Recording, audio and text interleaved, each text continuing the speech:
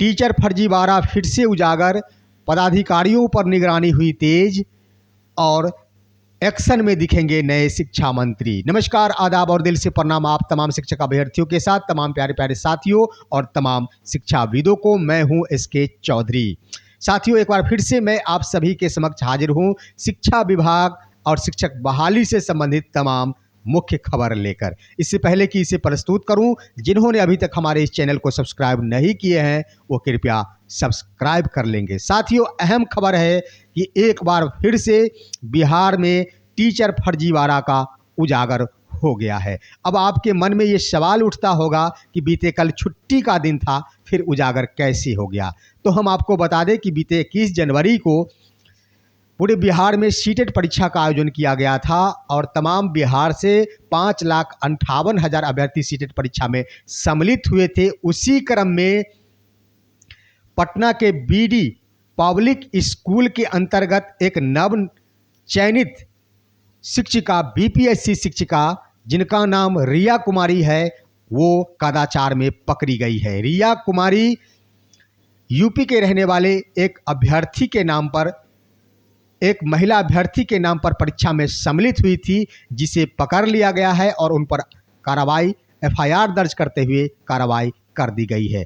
साथियों, अब सवाल उठ रहा है कि इतने सारे फर्जीवाड़ा के बाद भी आखिर क्यों नहीं लोग थमने का नाम ले रहे हैं। बहुत बड़ा खुलासा आप सभी जान ले कि फर्जीवाड़ा को देखते हुए ही सीटेट परीक्षा के अंतर्गत बायोमेट्रिक सिस्टम का नियम लागू किया गया था और उसके आधार पर तमाम अभ्यर्थियों का थंब का भी मिलान किया जा रहा था। इसी क्रम में नवचयनित बीपीएससी शिक्षिका श्रीमती रिया कुमारी पकड़ी गई है, जो तमाम यूपी के रहने वाली एक अन्य महिला अभ्यर्थी के नाम पर परीक्षा में सम्मिलित हुई थी। इसके अलावे भी 7 अन्य अभ्यर्थी दबोचे गए हैं, जो अन्य सेंटरों पर दूसरे अभ्यर्थियों के नाम पर परीक्षा में सम्मिलित हुए थे।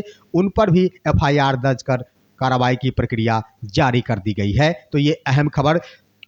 साथियों, बिहार में पदाधिकारियों के ऊपर नकेल कसने की प्रक्रिया तेज हो गई है और अब तमाम पदाधिकारियों के ऊपर पूरी निगरानी रखी जाएगी। इसी के मद्देनज़र प्राथमिक शिक्षा निदेशालय के श्री अखिलेश मिश्र ने एक पत्र जारी किया है, जिसमें उन्होंने स्पष्ट रूप से इंगित किया है कि तमाम पदाधिकारियों को अब अपने दैनिक कार्यों का उल्लेख करने होंगे प्रत्येक दिन अपने डायरी में। इसके अंतर्गत उनका कहना है कि प्रतिदिन अपने किए गए कार्यों का उल्लेख अब तमाम पदाधिकारी अपने डायरी में करेंगे और जब उन पदाधिकारियों का बैठक अपने नियंत्रित पदाधिकारी के समक्ष होगा तो उस पर हस्ताक्षर कराना अनिवार्य होगा। इसे तमाम पदाधिकारियों पर नकेल कसी जाएगी, वे कार्य कर रहे हैं या फिर अपने कार्यालयों में बैठकर कुर्सी तोड़ रहे हैं, इस पर खुलेआम विचार आ जाएगा। तो साथियों, ये बहुत बड़ा कदम है प्राथमिक शिक्षा निदेशालय की ओर से कि तमाम पदाधिकारियों को प्रतिदिन किए गए कार्यों का उल्लेख अपने डायरी में करने होंगे। साथियों, बिहार के शिक्षा मंत्री दिखेंगे एक्शन में। ये बहुत बड़ी बात। बीते कल समस्तीपुर जिले के अंतर्गत सरंजन स्थित अस्पताल मेडिकल कॉलेज के उद्घाटन समारोह में जब मीडिया कर्मी ने उनसे इंटरव्यू लिया तो उसमें बहुत बड़ी बात सामने छनकर आई है कि उन्होंने स्पष्ट शब्दों में कहा है कि शिक्षा विभाग अपेक्षाओं का विभाग है, इसमें अपेक्षाएं बहुत अधिक रहती है और हमारी पूरी कोशिश रहेगी कि हम तमाम अपेक्षाओं पर खरे उतरे और उसे पूर्ति करें। तो बहुत बड़ा सवाल उन्होंने कह दिया है, बहुत बड़ी बात उन्होंने कह दी है कि ये तमाम अपेक्षाओं की पूर्ति की जाएगी नए शिक्षा मंत्री श्री आलोक कुमार मेहता द्वारा। बखूबी वो समझते हैं, आप सभी जान चुके हैं कि वे काफ़ी गंभीर और समझदार मंत्री रहे हैं। उनके ऊपर सामंजस्य के आधार पर कार्य करने की शक्ति है और आशा की जा रही है कि समरसता के साथ वे अपनी भूमिका को निभाएंगे और तमाम अपेक्षाओं की पूर्ति करेंगे। उसी क्रम में हम आपको बता दें साथियों कि आ रहा है सप्लीमेंट्री रिजल्ट और नवचयनित विद्यालय अध्यापकों के विद्यालय आवंटन का मामला। साथियों, कई खबरें चल रही है कि सप्लीमेंट्री रिजल्ट आएंगे या फिर नहीं आएंगे। तो इसके संबंध में हम आपको स्पष्ट कर दें कि जो भी खबरें चल रहे हैं उसको मैं सिरे से खारिज करता हूं कि नहीं आएंगे। ये आप आश्वस्त हो ले कि हर हाल में बीपीएससी टीआरई 2 का सप्लीमेंट्री रिजल्ट जारी किया जाएगा। इसमें कहीं से कोई दो राय नहीं है, क्योंकि शिक्षा विभाग 14,763 पदों का सृजन उन्होंने भेज दिया था बीपीएससी को।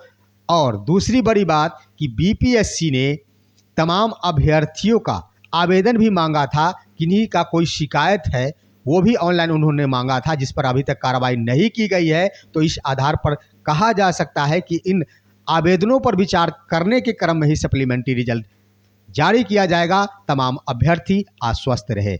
विद्यालय पोस्टिंग की बात तो साथियों आप जान ले कि नवचयनित बीपीएससी शिक्षकों टीआरई 2 के अंतर्गत जो भी नवचयनित शिक्षक है उनके लिए विद्यालय आवंटन से संबंधित तमाम डाटे सॉफ्टवेयर पर अपलोड करने का कार्य जोरों शोर से चल रही है। और उम्मीद जताई जा रही है कि इस माह फरवरी माह में कुल 8 से 9 दिन शेष बचे हैं। अधिकतर अभ्यर्थियों का विद्यालय का आवंटन इसी माह हो जाएंगे। साथियों एक अन्य खबर बता दूं कि इन दिनों बिहार राज्य में भीषण शीतलहर जारी है, लेकिन शिक्षा विभाग के अपर मुख्य सचिव के पाठक महोदय ने एक पत्र जारी किया था, जिसमें सभी प्रमंडलीय आयुक्त को कहा था कि किस परिस्थिति में विद्यालयों को बंद किया गया, विद्यालय बंद करने की प्रक्रिया पर रोक लगाई जाए। और इस तरह से कहा जाए तो 38 जिलों के अंतर्गत कुल 36 ऐसे जिले हैं जहां आज 22 जनवरी से विद्यालय खुल गए हैं, लेकिन तमाम छात्रों के भविष्य का सवाल है, स्वास्थ्य का सवाल है। इस पर भी नज़र देनी और ध्यान देनी चाहिए थी कि ऐसे भीषण शीतलहर का प्रतिकूल प्रभाव तमाम बच्चों को ऊपर पड़ सकती है। इस पर ध्यान दिया जाना चाहिए था। और ये शीतलहर उम्मीद जताई जा रही है कि 27 जनवरी तक, जहां तक मौसम विभाग ने खबर दी है कि 27 जनवरी तक रहेंगे और इसका प्रतिकूल प्रभाव तमाम लोगों पर पड़ने की पूरी आशंका जताई जा रही है। इसी क्रम में एक नालंदा के डीएम शशांक शुभंकर और साथियों दूसरी तरफ पटना के डीएम डॉक्टर चंद्रशेखर ने कल ही एक पत्र जारी किया है, जिसमें पटना जिले के अंतर्गत तमाम सरकारी से लेकर निजी विद्यालय और उसके अलावे आंगनवाड़ी केंद्र और निजी कोचिंग संस्थान भी 23 जनवरी 2024 तक 1 से 8वीं कक्षा तक संचालन बंद रहेंगे, यानी शैक्षणिक कार्य उनके बंद रहेंगे, शिक्षक उपस्थित रहेंगे। तो ये बड़ा कदम उठाया है डॉक्टर चंद्रशेखर ने और उन्होंने तमाम बच्चों